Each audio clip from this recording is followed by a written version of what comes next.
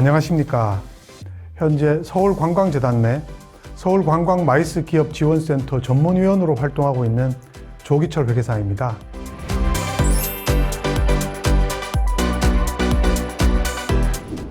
코로나19 엔데믹 이후 관광산업이 다시 활기를 찾아가고 있습니다.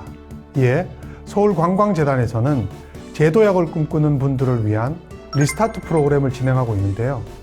경영법무, 인사노무, 회계세무, 심리상담 등 여러 컨설팅을 지원하는 가운데 현재 재창업을 희망하는 분들로부터 실질적으로 궁금한 부분에 대해 질문을 받아봤는데요. 첫 번째 질문입니다. 안녕하세요. 현 마이스업 종사자입니다. 열심히는 하고 있지만 이익률이 낮아 걱정입니다. 개선할 방법이 없을까요? 네, 이렇게 보내주셨습니다. 낮은 이익률로 걱정이 많으신 것 같습니다. 실제 마이스업계는 입찰이 많은 것으로 알고 있습니다.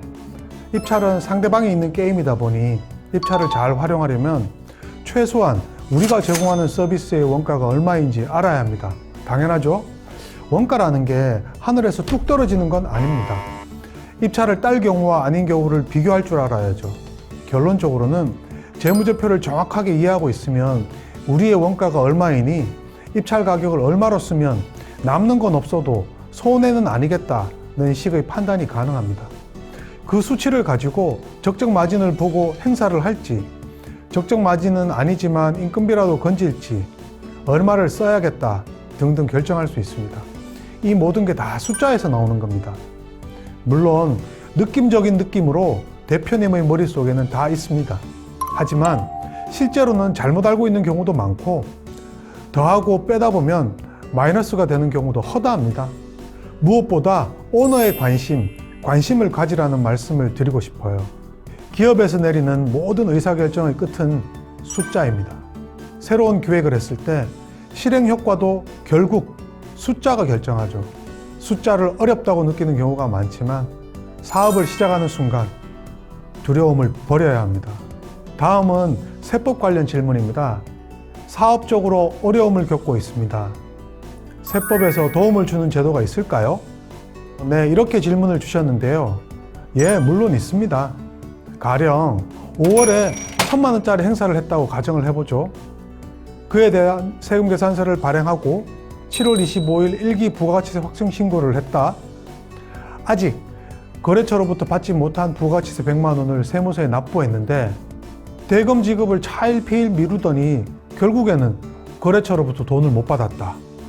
자, 이런 경우 나는 돈도 못 받았는데 내 돈으로 부가가치세까지 납부했으니 얼마나 억울할까요? 이럴 때 도움을 받을 수 있는 제도가 바로 대손세액공제입니다. 대손세액공제란 외상대금을 못 받은 경우 이미 낸 부가가치세를 돌려받을 수 있게 해주는 제도를 말하는데요. 일정 요건을 충족하면 납부한 부가가치세를 돌려받을 수 있으니 참고하시기를 바랍니다. 다음 질문입니다. 여행업을 경영하고 있습니다. 현재까지 매출이 전혀 없으며 지출은 월급과 사무실 비용만 신고하면 될 것 같습니다. 이럴 경우 세무사 사무실을 거치지 않고 직접 신고할 수 있을까요? 어떻게 하면 직접 신고가 가능한지 궁금합니다. 네, 이런 질문을 주셨는데요. 이 역시 가능합니다. 법인 사업자의 경우에는 법인세와 부가가치세, 개인 사업자의 경우에는 종합소득세와 부가가치세를 신고하고 납부해야 하는데요. 일정한 요건을 충족하는 자는 자기 조정에 의해 법인세와 종합소득세 신고가 가능합니다. 그리고 부가가치세는 100% 국세청 홈택스에서 자체 신고가 가능합니다. 아울러 근로자에게 지급되는 급여가 있는 경우 원천세 신고를 해야 하는데 이 역시 100% 국세청 홈택스에서 신고할 수 있습니다. 참 간단하죠? 하지만 여기서 끝이 아닙니다. 여행업 종사자나 여행업 사업을 준비하고 계신다면 세무회계 처리 시 이러한 점을 주의해야 합니다. 여행업의 경우 두 가지 방법으로 세무회계를 처리하고 있는데요. 바로 여행 알선업과 여행상품 판매업입니다.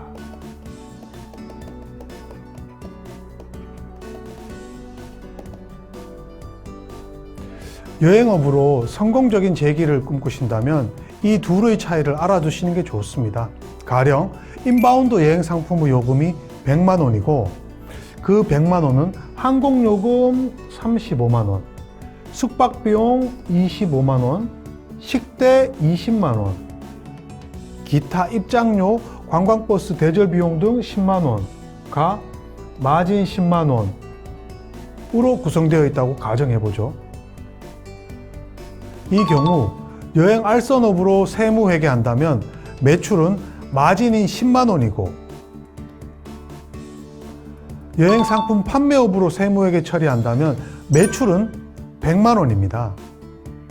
다만 여행 상품 판매업의 경우 매출 100만 원을 일으키기 위해서 들어간 필요한 비용은 총 90만 원, 즉 항공요금 35만 원, 숙박비용 25만 원, 식대 20만 원, 기타 비용 10만 원입니다. 즉 여행 상품 판매업의 이익은 총 매출 100만 원에서 들어간 비용 90만 원을 빼면 10만 원이며 이는 여행 알선업으로 세무회계 처리할 경우에 매출 10만 원과 같습니다. 이익이 같으니 아무거나 신고해도 괜찮겠다 여기실 수 있겠는데요. 결과적으로 사장님 입장에서는 여행 알선업으로 신고하나 여행 상품 판매업으로 신고하나 이익은 10만 원으로 동일하지만 부가가치세 신고에 있어서는 차이가 발생할 수 있습니다. 대표적으로 항공요금은 부가가치세를 공제받을 수 없기 때문에 항공요금에 포함된 부가가치세만큼은 여행 상품 판매업으로 신고할 경우 여행 알선업으로 신고하는 것보다 부가가치세를 더 납부해야 합니다. 이런 경우가 아니더라도 내 마음대로 여행 알선업으로 신고하거나 여행 상품 판매업으로 신고해도 되는 것은 아닙니다. 몇 가지 기준으로 판단해야 하는데요. 판매한 여행 상품에 대한 책임이 나에게 있느냐 아니냐, 또 여행 대금이 여행 경비와 알선 수수료로 구분되어 있느냐 등 단순히 여행 알선 용역을 제공하는 것인지 아니면 여행 상품을 판매한 것인지에 따라 적절한 세무회계 처리를 해야 합니다. 이와 관련하여 조금 더 설명을 해보겠습니다. 핸드폰을 판매한다고 가정할 때 핸드폰을 판매한 사람, 가령 삼성전자가 되겠죠. 핸드폰을 판매한 사람은 구매한 사람에게 값을 받을 권리가 생기고 그에 상응하여 핸드폰을 산 사람은 판매한 사람에게 값을 지불할 의무가 발생합니다. 핸드폰을 산 지 얼마 되지 않아서 하자가 생겼다고 가정할 때 핸드폰을 산 사람은 AS 받거나 교체받을 권리가 있고 그에 상응하여 판매한 사람은 핸드폰을 고쳐주거나 새 걸로 교환해줄 의무가 있습니다. 즉, 재화의 판매 또는 여행 상품이라고 하는 용역의 공급을 통하여 대금을 받을 권리와 문제가 생겼을 때 책임질 의무가 공급자와 소비자에게 각각 넘어갔을 때, 즉 이전되었을 때 매출을 인식하는 것입니다. 따라서 내가 공급한 것이 여행 알선인지 여행 상품 판매인지 여부는 그 여행 상품에서 하자가 발생했을 때 소비자가 나에게 책임을 물을 수 있는지 여부가 주요한 판단 기준이 될 수 있을 것입니다. 마지막 질문입니다. 장문의 글을 남겨주셨는데요.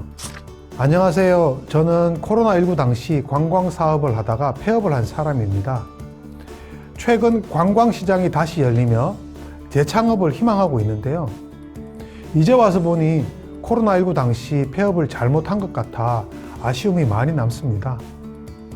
서울관광마이스 기업지원센터에서 지난 폐업에 관해서 도움을 받을 수 있을까요? 네, 실제로 코로나19 기간 상황이 어렵다 보니 폐업 상담도 많이 늘었습니다. 서울관광마이스 기업지원센터는 리스타트 프로그램을 만들어서 이러한 폐업 상담을 지원하고 있습니다. 원래 폐업하려면 세무서에 폐업 서류도 제출해야 하고 그 다음 달 25일까지 부가가치세 신고도 해야 합니다. 또한 오늘까지 벌었던 부분에 대한 소득세, 법인세 등 세금도 내야 하고요. 그런데 이런 일을 내가 못하면 전문가에게 맡겨야 하는데 폐업하는 마당에 수수료도 나가야 하고 복잡하죠. 번거로운 절차이지만 다시 사업을 시작하려면 서류상 깨끗해야 합니다. 세금을 낼 능력이 있으면 상관없지만 세금을 내지 못한 부분에 대해선 국세청에서 결손 처분을 해주는데 시간이 일단 오래 걸리고요. 세금을 내지 못하고 있는 기간에는 사업자 등록도 할 수 없습니다. 사업을 더 영위할지 아니면 폐업할지 고민하고 있다면 사업을 그만두는 경우와 사업을 계속하는 경우의 장단점, 그 각각의 경우에 있어서 금전적으로 손실이 얼마나 될지 검토하는 것이 필요합니다. 그 과정에서 사업을 그만두는 경우의 행정 절차와 세금이 얼마나 될지에 대하여도 반드시 알아보아야 하고요. 사업을 그만두는 경우 폐업이라는 행정 절차를 밟아야 하며 세무서에 폐업 신고하면 폐업일의 다음 달 25일까지 부가가치세 신고를 해야 합니다. 또 법인사업자는 이듬해 3월, 개인사업자는 이듬해 5월에 법인세 또는 종합소득세 신고를 해야 합니다. 부가가치세나 법인세 또는 종합소득세를 신고 과정에 신경 쓸 여력이 없다고 대충 신고하면 납부해야 할 세금이 발생한 채로 신고가 되고 그 세금을 못 내어 국세청에 체납이 되면 신용정보기관에 신용불량 등록이 됩니다. 그러면 금융거래가 어려워지게 되고 향후 취업이나 신규 사업 영위 등의 경제활동에 제약이 발생하게 되는데요. 이에 서울관광마이스 기업지원센터에서는 사장님의 폐업 당시의 상황에 대한 이해를 바탕으로 폐업 시 부가가치세 신고 및 법인세 또는 종합소득세 신고를 전략적으로 도와드리는 서비스를 제공하고 있으니 서울관광마이스 기업지원센터의 리스타트 프로그램을 잘 활용하여 많은 도움 받으시길 바랍니다. 지금까지 재창업을 희망하는 마이스 전현직 종사자분들에게 실질적으로 도움이 될 수 있는 회계와 세무에 관하여 말씀드렸습니다. 시청해 주셔서 감사합니다.